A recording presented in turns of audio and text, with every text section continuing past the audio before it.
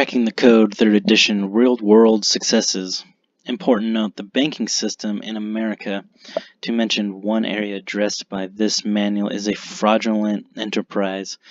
That is why these processes are so effective at eliminating claims on debt. Credit card lenders never loan anything of substance, and hence cannot withstand the simplest examination of their practices. They cannot legally support their claims and give up sooner rather than later, depending on their interest level in the particular transaction. The monetary system has been designated or designed expressly for creating defaults and foreclosures and bankruptcies, and it is working exactly as it is supposed to. People and companies are being picked off left and right in greater and greater numbers. We are in the middle of the national epidemic at the hands of the money power and its minions.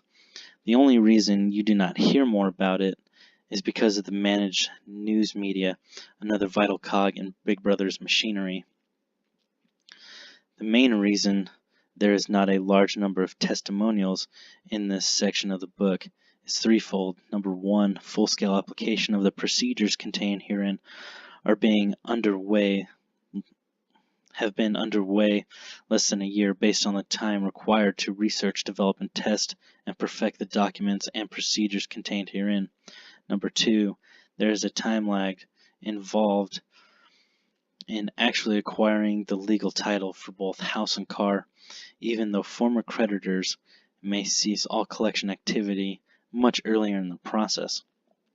And number three, there is nothing very exciting to write about when credit card companies and other debt collectors simply drop all claims, stop communicating, and go away. Credit card companies are the easiest to handle because credit cards have no value, and credit card claims are 100% unsupportable and evaporate upon proper challenge. Debt collector types debt. Well, that is to say, when another company has purchased the account from the original creditor, is also very easy. The only time things get sticky is when these types of accounts end up in a lawsuit and the courts have gotten involved. Even then, the little guy can still prevail. It just takes a bit more effort. Mortgages, on the other hand, are another matter because of the value involved. Mortgage lenders are more likely to go down fighting, but so far they always go down because they cannot prove that they have a valid claim on the loan transaction. A tiny minority of situations are not within the realm of rescue because of fatal mistakes made by the debtor, and so are not attempted. But of those taken on, there are factually no failures because handlings are based on the truth of the matter. Some just take a little longer than others. They can get drawn out because some creditors don't want to let go and give up. It may be too much of a shock when the lender realizes that someone has figured out his racket, that he might have to stop robbing people and find honest work. Another definite factor causing creditors and judges and attorneys alike to beat a hasty retreat is the penalty for unauthorized use of the borrower's private, common law copyrighted property, his name. For various reasons, the system is bringing the activities of financial pirates under control. It also works in other situations where one's name is being used for financial gain, but handling lenders seems to be its most popular use right now. Below is a sampling of different types of successes. There are many more that have crushed the initial assault, but have not yet arrived at final completion with title in hand. Here's the first one. After getting involved in a certain business opportunity, Mark from Missouri gradually poured in over $100,000 and one day found himself hurting for cash. He got a quick $15,000 loan from a prominent national lending company at a hefty interest rate, but was not worried because he expected the business deal to come through. He put up the certificate of title for each of his 3 vehicles as collateral for the loan. Mark made monthly payments of $500 on the loan for about a year, hoping that something would work out with the investment, but it never did. As well, his payments were apparently not making much of a dent in the loan because the lending company informed him that he still owed about $17,000. He had a lot of bills, little cash, got 3 months behind on the payment, and realized that lending company was probably thinking about picking up the cars. He began placing the autos in a secluded place to inhibit the lender from just coming over and taking them. But before he could secure the last one, they repossessed it. Shortly after, Mark hooked up with the secureparty.org, did his copyright notice and UCC financing statement, and then issued the lending company a promissory note in the form of draft. That is a one-page abbreviated version of the certified promissory note that appears on page 10 of the 14-page validation of debt package in section 10, handling presentments, in the amount of $16,948.27. along with a certified copy of all his UCC paperwork. A few days later, Mark received another statement from the firm listing the unpaid balance at $41. He purchased a money order in that amount and showed up at the local office to tender payment. The people there were shocked to see him. They told him that his account had been shifted to the national office, and they no longer had the capability of accepting payment from him on their computers, and instructed him to call the main office. When he made contact with the account representative at national headquarters, he asked what he needed to do to get the balance cleared off. Quote, here's the representative. As far as I can see here in your files, you're fine. You're done. You're taken care of. You got a statement from us? Mark, yes. Representative, does it have a date on it? It was about a week ago. Oh, that should be some computer error. Just disregard that. Just forget it. You're taken care of. Mark, well, I have a couple of other problems. Well, what's that? Your local office still has my certificates of title, and they also repossessed one of my cars. Well, give them a couple of weeks to straighten out the paperwork, and then go in and talk to them. And if you don't get satisfied, you have your name and number. Just call me back, and I'll sure to see that you're satisfied. A few weeks later, he checked in as directed, and he told he could pick up his titles and get his car back as long as he paid the towing and storage fees at the impound lot, a total of $230, which he did in November. He has never heard from them again. All right, story number 2.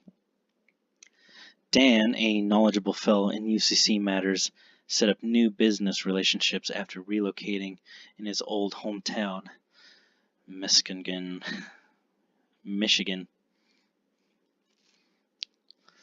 Having been gone for many years, one thing he needed was a bank account, and he decided on the credit union where his mother and stepfather banked. After proving that the family members were already banking there, the new account clerk cheerfully handed over an application. Since the new non-interest-bearing account would be in the straw man's trade name, that's how Dan filled out the app, printing the straw man's all caps name and placing a copyright symbol immediately after the last letter of his name. When the straw man finished filling out the form, the secured party, the flesh and blood Dan, wrote across the signature card in red ink, accepted for value exempt from levy, filled in his EID number, dated it September 23, 2001, and signed it. He then supplied a copy of his UCC financing statement and security agreement and turned them in with a signature card, requesting a photocopy of the card front and back. The next morning, Dan received a call from the president of the bank. I'm sorry, but we will not be able to open the account. Our legal department says we can't have a copyrighted name on that account. Shortly after, Dan shows up at the bank, and here's a portion of his conversation with the president. President, if you remove the copyright symbol from the name, there will be no problem in opening the account. Dan, will it be a security account? President, yes. Well, what happens if somebody takes money out of this account?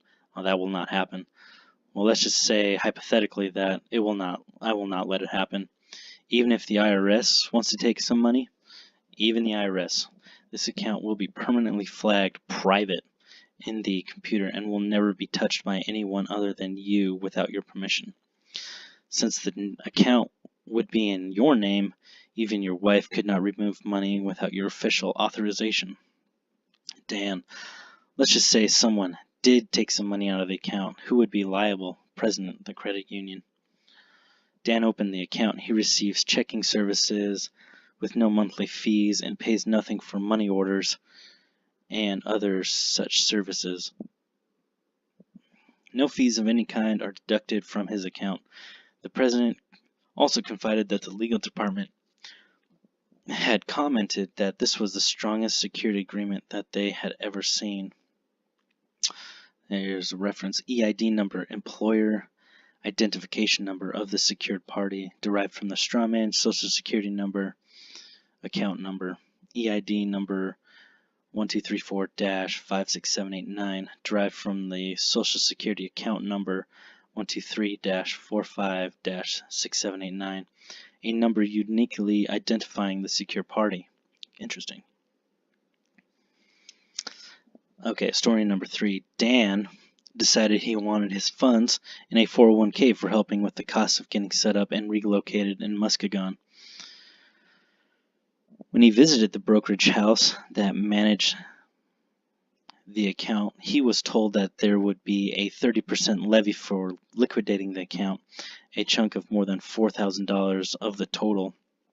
He left and returned with a Secretary of State certified copy of his UCC financing statement and security agreement, pointing out that he, the secured party, had the supreme claim on the account, was exempt from levy, and would return in 3 days for a check with the full amount of the balance. 2 days later, he received a phone call and was told his wishes could not be honored. With tape recorder in hand, he went into the bank and asked for the account specialist and served her with a notice of declaration security agreement. Dan, you are now on notice and I want my money now. If you remove any funds from the balance due me, you're liable for $500,000, and the same goes for the IRS, the accounts specialist. I would be happy to transfer 100% of the money this second if you would just open an IRA at another bank. Dan visited another bank where he already had an account and was known, National City Bank, and opened the IRA account in the strawman's name as usual, then accepting for value the security card, or the signature card, noting exempt from levy and placing EID number and dating and signing as before, all in red ink. The brokerage form was provided with bank coordinates for the new IRA and with National City Bank, and the funds were immediately wired in. Less than an hour later, Dan walked out of the door with a cashier's check for the full $13,800. No financial institution could levy any of Dan's money without first placing his strawman's name on at least one piece of paper. The strawman's trade name in any form is Dan's private copyrighted property. Without Dan's permission, no one may use the name without incurring a $500,000 charge, or $500,000 obligation for each such use, hence all the cooperation from the banks. Story number 4. On November 17, 2000, the balance of Dan's MBNA credit card was $12,507.71. Having recently learned of the fraudulent business practices of credit card companies, Dan was not amenable with paying MBNA with his hard-earned cash.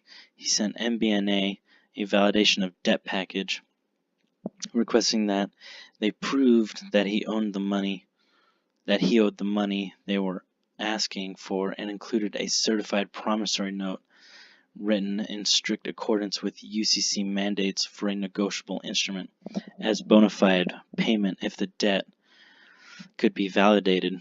3 days after sending the validation of debt package, Dan sent along a notice by declaration security agreement informing MBNA that his name was copyrighted property and that if they used it for financial gain, it would cost them $500,000 for each such use. That was a year ago, and Dan has neither heard from MBNA since, nor from any debt collector associated with them. The $12,507.71 debt disappeared. On his credit reports was the various credit reporting agencies, which have also been served with a private or with a notice by declaration security agreement. The account is marked private. There is no further credit history on any credit report after the date each agency was served with a notice of declaration. When Dan wants credit extended from some merchant, he simply provides bank records for the last 3 years and sometimes letters from other creditors attesting his payment history. It has never been a problem. Story number 5. In January of this last year, Dan received a letter from his bank informing him that an attorney had shown up at the bank with apparently a judgment against Dan's wife demanding that the funds be paid out immediately. A copy of the judgment, which had no judge's signature on it, was also included with the letter from the bank. Apparently, the attorney felt he could invade Dan's account simply because he was the spouse of the judgment debtor. The bank, of course, assured Dan that not one penny could be removed from the account without his authorization. With Dan's friend Jim's help, as with all of Dan's other documents, the notice by declaration was created for Dan, as well as mailing it certified mail, return receipt requested. Dan also faxed the attorney the notice by declaration security agreement from the automobile dealership where he worked. Less than 10 minutes later, the attorney was on the line with Dan, asserting that, among other things, the fax document had nothing to do with the judicial system. Dan agreed with the shyster entirely. That's exactly right. This has nothing to do with the judicial system. That was May 2001, 9 months ago, and Dan has not heard from the attorney since. Note, in this testimony, as well as all the others, the judicial system plays no part in this process. These are all private consensual contracts containing no controversy that would allow the intervention of a third-party judge. Everything is agreed upon in advance when the aggressor debtor executes the contract by using your private property, any version of your copyrighted name without your authorization. Since it is your property, any user must comply with contract terms that you set for its authorized as well as unauthorized uses. Story number 6. Because of a notice by declaration security agreement on file with the county where Dan lives, the county title insurance office will not issue a copy of the title on one of Dan's properties certifying that it is held free and clear, which it is.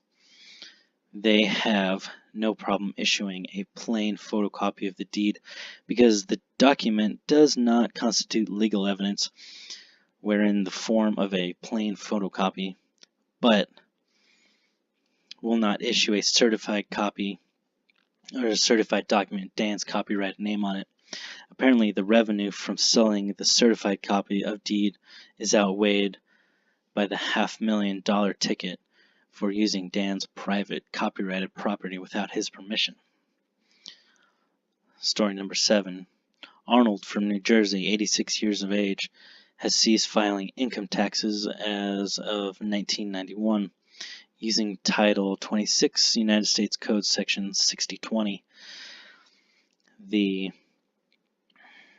Secretary of State of Treasury had done an substitute for return for Dan for Arnold, signing Arnold's name on his behalf on a tax return authorized by Arnold's signing of the W-4 form for each of those years.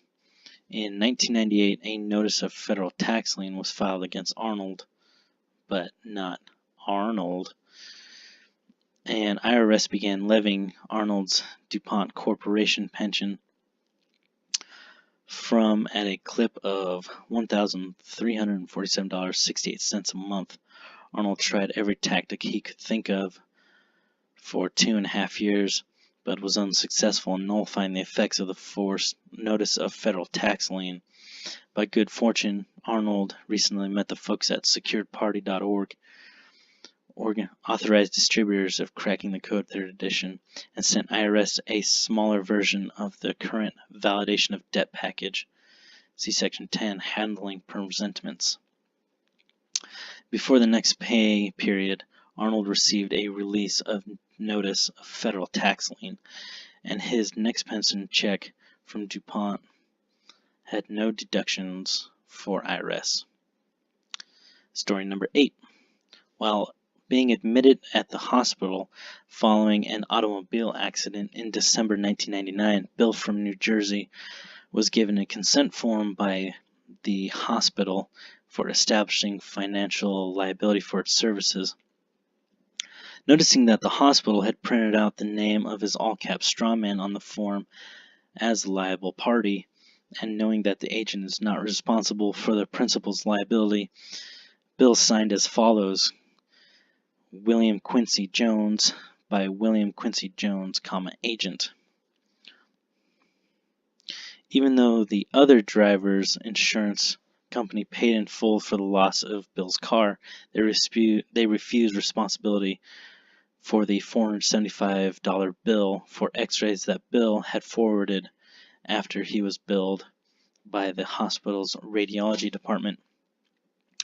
The $475 bill went into collection and Bill was sued in early 2001. Bill responded using the all-caps name of his strawman only on all documents, but also entered his security agreement and the UCC financing statement into the record as evidence that he, the flesh and blood man, was not the party being sued and that he held the supreme claim against the liable party, his all-caps trade name.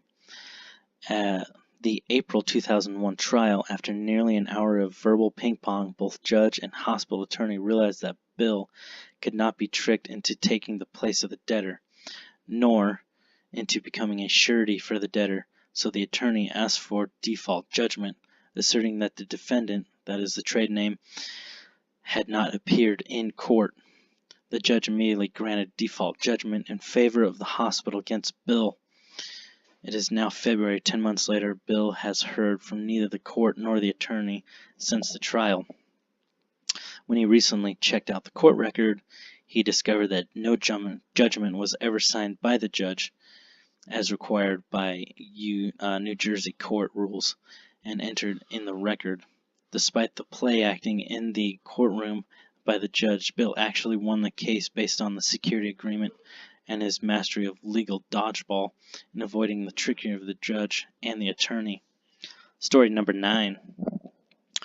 In March of 2000, the same Bill from above was lassoed into using his credit card for renting a truck for a friend at a rental agency and then picking up and delivering some furniture.